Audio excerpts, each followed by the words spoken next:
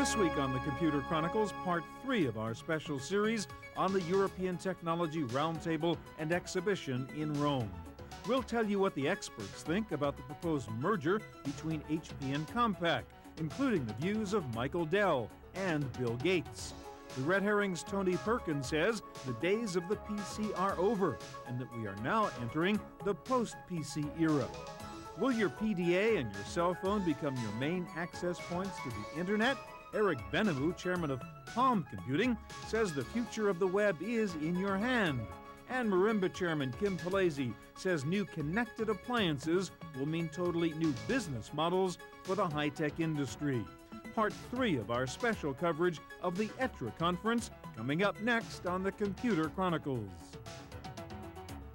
Computer Chronicles is brought to you by the Oracle Small Business Suite, one completely integrated application that helps make it easier to run your business, including accounting, sales and service, your web presence, and more. Additional funding is provided by PC to PC, the online migration service from PC First, moving files, applications, and preferences from your old computer to your new one. This is Trevi Fountain in Rome, one of the hottest tourist spots in this ancient city, yet it has no particular historical significance, and according to most of the critics, it's not a very good example of Italian design. Its main claim to fame is that it was featured in a Hollywood movie, Roman Holiday. The message of Trevi Fountain resonates with the high-tech CEOs attending the ETRE conference here in Rome.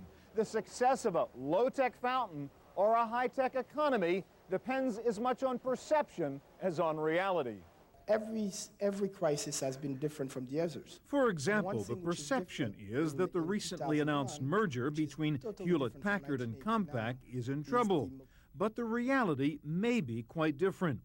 While most high-tech executives here were doubtful that the HP-Compaq union would work, there was one strong voice in support of the merger, suggesting that the new company could in fact overshadow IBM.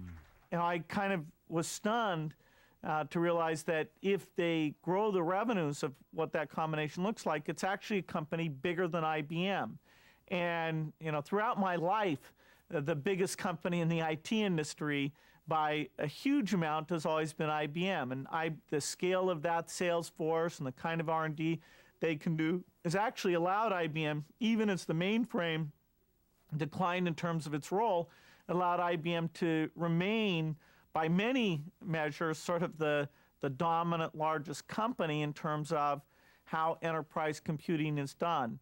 And so it will be very interesting, I think, with this combination, if it's executed properly, to actually have that be more of a duality, that in terms of services and hardware products, you've got this company and IBM at about the same scale and able to pull off some of those same things. One of those who was not impressed with the potential of the HP-Compaq merger was Michael Dell, CEO of one of their major competitors. There was an analyst who sort of studied this, and he had a quote that I was particularly fond of. He said, "This is the dumbest deal of the decade, and there's still 9.5 years left." Well, I think Michael may be influenced by his competitive situation with these two companies. It's definitely the case that in making this merger, there's a decision that these companies had to make about, do they become more Dell-like or more IBM-like? Do they move up to where they're really putting together the services together with the product offerings at a scale as large as anyone else? Or are they simply leaning down to be in a much more pure product type orientation like Dell is? And there will be a little bit of a windfall here for Dell in two respects. One is they've chosen a more IBM-like strategy, and to the degree there's a little bit of confusion here during the transition, Dell, like any good competitor, will point out their model, and I'm sure Dell will continue to do very well here. During a keynote speech to the attendees here at ETRE, Michael Dell pointed out that the history of mega mergers, like the HP-Compaq deal, suggests that success is by no means certain, and that the market confusion resulting from the proposed merger may in fact benefit Dell. And it remains to be seen whether that sort of a combination will be successful. Certainly, if you look at history, it shows that these kinds of combinations have been rather challenging. I would challenge anyone to point to me one of these deals which created an industry leader. So these are difficult to do and present, at least as we see it, a great opportunity for us to provide clarity and execute our business model quite well in a tough time. I must agree with Michael. I mean, he was very careful and very diplomatic about saying directly it wasn't a bad idea, and I would like to be as politically as appropriate he is. But anytime you have a merger of two large companies like that, you just have to sit there and wonder about how you logistically deal with the merging of cultures, with the merging of organizations, and you're talking about two very large companies with very different backgrounds. They will have a very difficult time, and history has proven that mergers like that of almost of equals doesn't work very well. It's very, very tough, and in fact, both of them may suffer first before they actually see any benefit of combined entity. 85% of technology mergers don't succeed. So why would I go and take my shareholders' money and pour it into something which won't succeed? Compaq just went through a phase where they tried to absorb digital, and it was an immense failure, Why do they want to go again to a next wave of merger against 3 years later, which may not yield a result that you anticipate? So if I were them, I would have been more cautious about going after this thing. Many of the analysts here at ETRE thought that the HP Compaq merger was in fact the most difficult kind of merger to pull off because of the considerable differences in the style and culture of the two companies. Of course, I understand the advantage of a critical mass. Of course, I understand that they wanted to be better positioned vis-a-vis IBM. Of course, I understand that if they were to pull this off, it would make a very, very compelling proposition for the customers, and there are some great savings and great addition in revenues and a great potential for shareholder value. But it comes at such a risk with very geographical dispersed organization, not really at the international level, but with totally different cultures. HP is a 50-year-old company. A Compaq is a PC-oriented 1981-born company, and one is the Silicon Valley tycoon and icon. The other one is born in Texas. Those two cultures don't mesh well. So the bets against the success of this merger are extremely high. While most of the industry executives here at ETRE were focusing on the potential of the HP Compaq merger to match IBM in size, some thought it was also designed as an attempt to match Dell in efficiency. In one sense, what they're trying to do in driving costs down and eliminating cost is a good thing, because let's face it, these companies have a cost structure which is too high. If you look at the most recent quarter, Compaq's operating expenses were 21.4% of revenues, okay? Dell's is like 10.5, so it's like double. No chance, okay? Look at inventory, okay? We have 4 days. HP has 66 days. But one of the raps on Dell is that it is not really a technology company, only an assembler and seller of hardware. Michael Dell, of course, disagrees. I don't think of R&D spending like the nuclear arms race. It's sort of more is better, okay? The way we think about it is what's the right amount that we need to spend to get the result we want. So in other words, if you look at the total pool of R&D in our industry, it's about $15 billion, okay? The vast majority of which is spent by two companies. You can probably guess which two, okay? And all the other companies don't really spend a whole lot, in relative terms. So as I see it, our role is not to reinvent the things that are already available from our suppliers and our partners, but to leverage those and to create essentially exactly the right product. Despite the criticism that Dell doesn't spend enough on R&D, Michael Dell says other computer companies are, in fact, trying to copy the Dell model. We don't develop power supplies. By the way, nobody in our industry developed power supplies. But you enhance. Now, 5 or 10 years ago, a number of our competitors had their own power supply design teams. They have been forced to, by economic conditions, to give those up, just like they gave up graphics chipset design and core logic chipset design and other elements of design. And in fact, if anything, their design approach has incrementally approached ours, and they've certainly been trying to approach our supply chain, but the differences are still huge.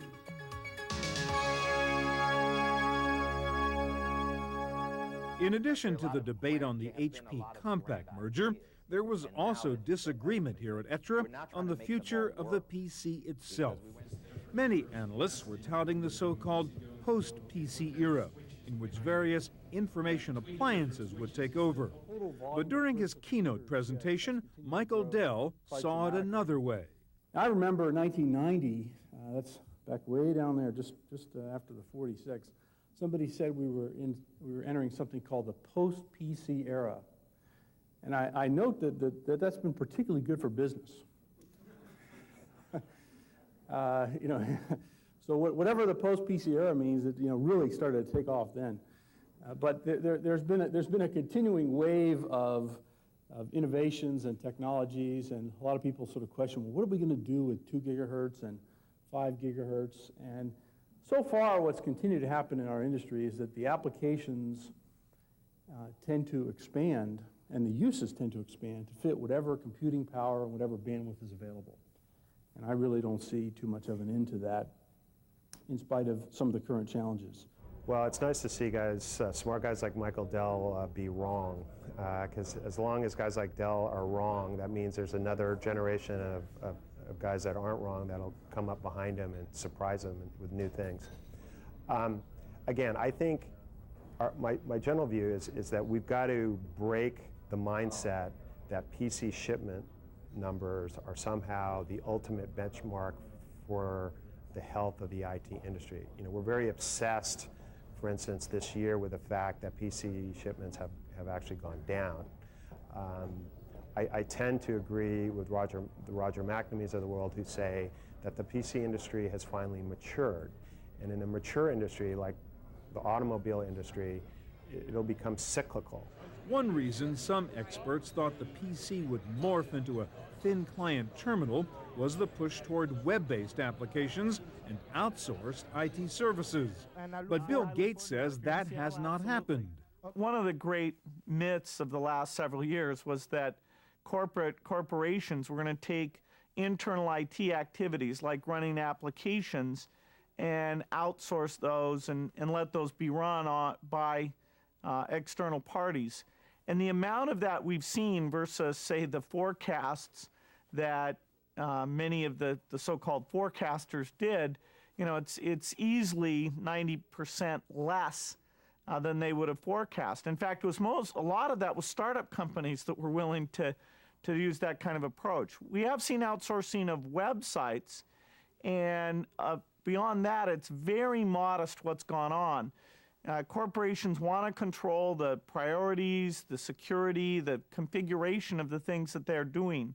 According to Gates, one reason the ASP model hasn't worked too well is because full-blown computers have become as inexpensive as the simple terminals that were supposed to replace them. The cost of the corporate desktop PC now being down around $1,000 or so, even up in the laptop space, more in the $1,800 range. Most of what we're seeing is still the classic purchasing model, where people want to buy a piece of software and be able to use that software as much as they want. Both sides of the post-PC debate are probably right.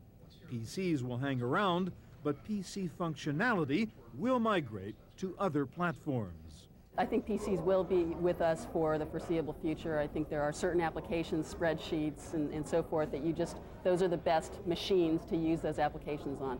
But what is happening, what we're starting to see in our business is real delivery of non-PC devices. So instead of just talk about it, those devices are now starting to be used. And now the reason we know this is the companies that deploy them, the service providers and the device manufacturers and the real-time operating system vendors are all starting to worry about how do we manage these things? How do we get the software there? How do we do, a company like Morgan Stanley, for example, is now spending money on managing those as typical assets along with their desktop PCs and their laptops. So that's, to me, the real signal that this is real. If a company like a Morgan Stanley is actually viewing this as a standard part of their corporate IT infrastructure, it's here, but I think the PC is going to be here for a very long time as well.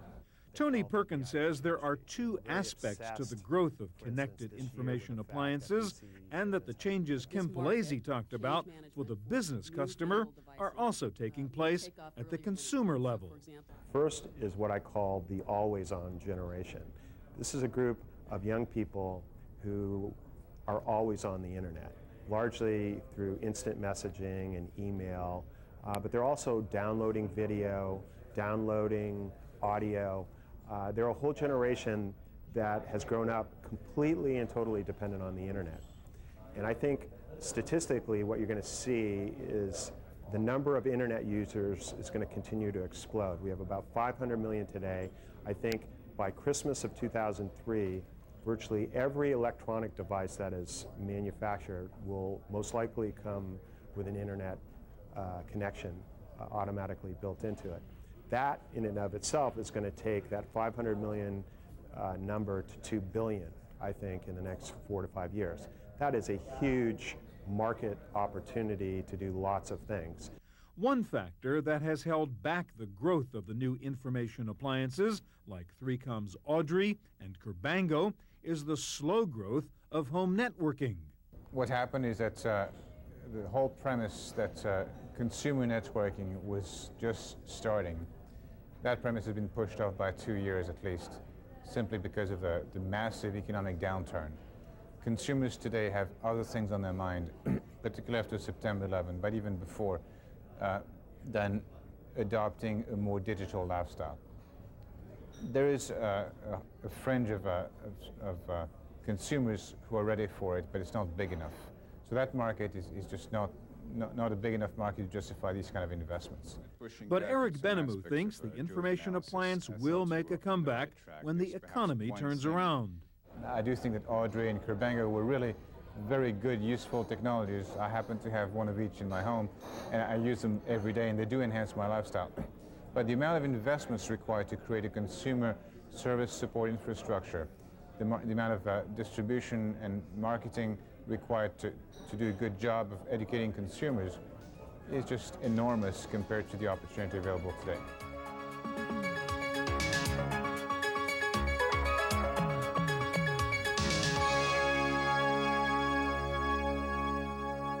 One of the main tenets of the post-PC theory is that handheld devices, like PDAs, rather than desktop computers, will soon become the predominant way we access the internet. Today, it is primarily used for simple applications, everyday applications like calendaring, keeping contacts, and taking a few notes. The handhelds of tomorrow inevitably will have much stronger multimedia contents and will be wirelessly connected. So we had to start the handheld business somewhere. We started around 2 compelling applications, but now it is really moving into a wireless, always on, and it is also moving to communication-related applications. There are twice as many people on this planet that own cell phones than own PCs. And clearly, in the next couple of years, a large majority of those cell phones are going to end up being internet-enabled. And so we're going to see, in our view at Red Herring, the number of people surfing the internet going from 500 million to 2 billion, and those new numbers will largely come from people that own cell phones, that hook their TV to the internet and their stereos, and engage in other kind of internet services. So I think what we have to do going forward is look at internet devices and not just PCs. And this is what we're really gearing Palm OS to do beginning this year. So most of the new Palms will have wireless. Many new Palms will have voice capability.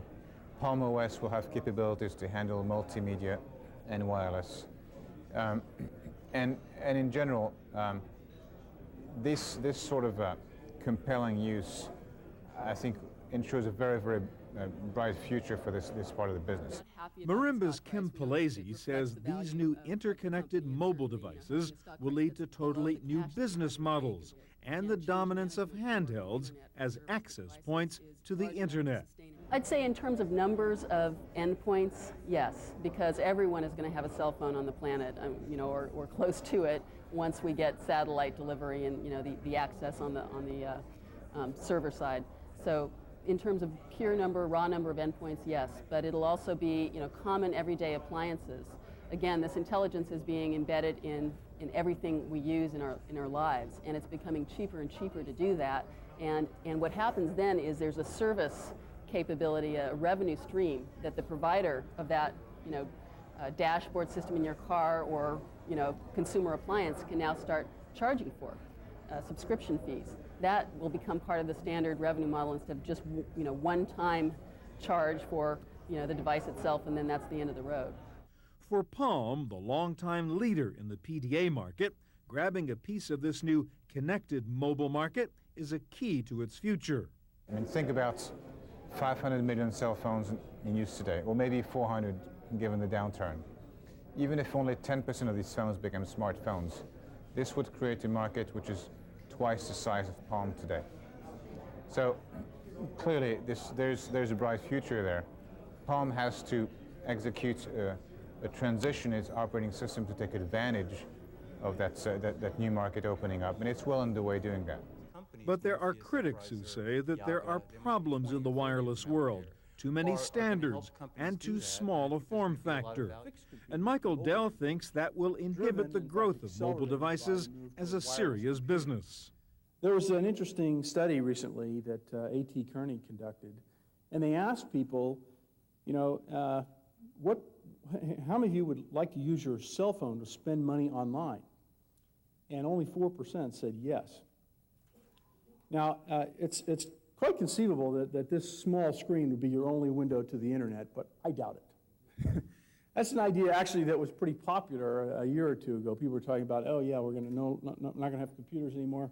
We're all going to have these little tiny screens. That's going to be our window to the internet.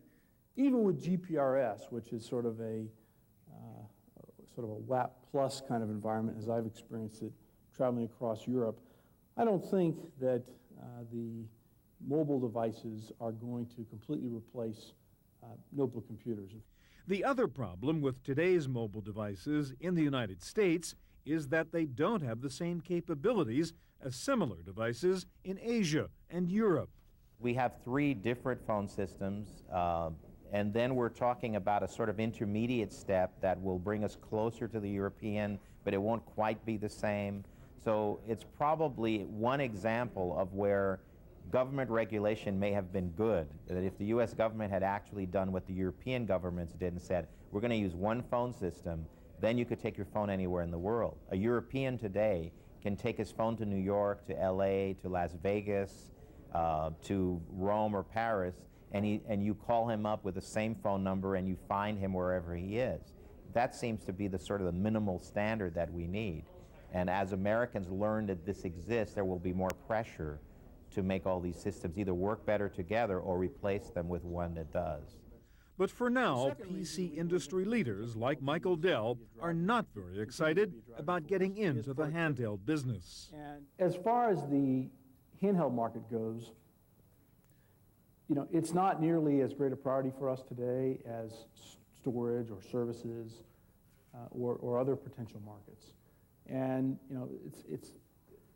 the reason for that is it's really not a very big market, and it's not a very profitable market. So, we like markets that are big and profitable and where we know our business model will work. We think the business model would work in handhelds, but we just don't see the size yet.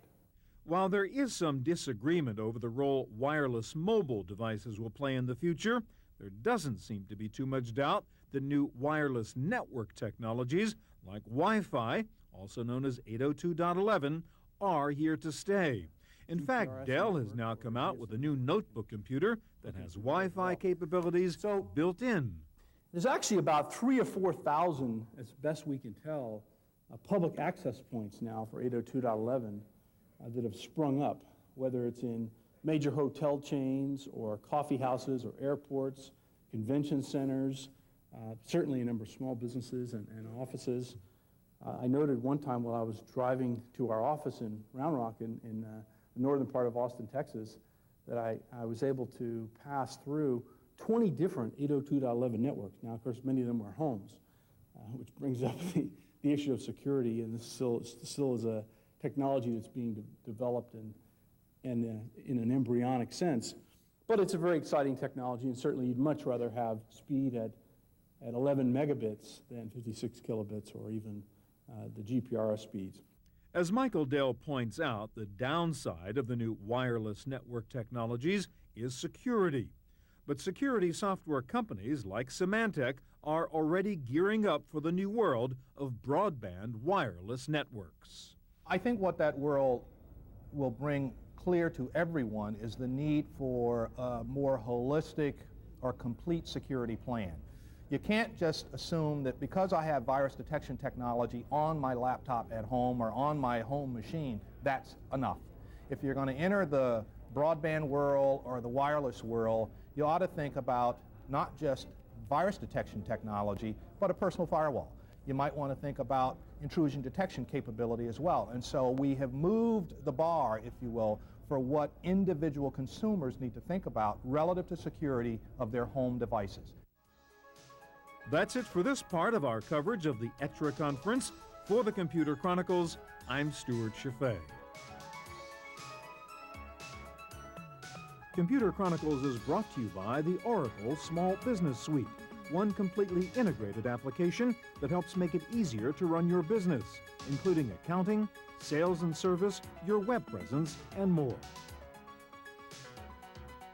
Additional funding is provided by PC to PC, the online migration service from PC First, moving files, applications, and preferences from your old computer to your new one.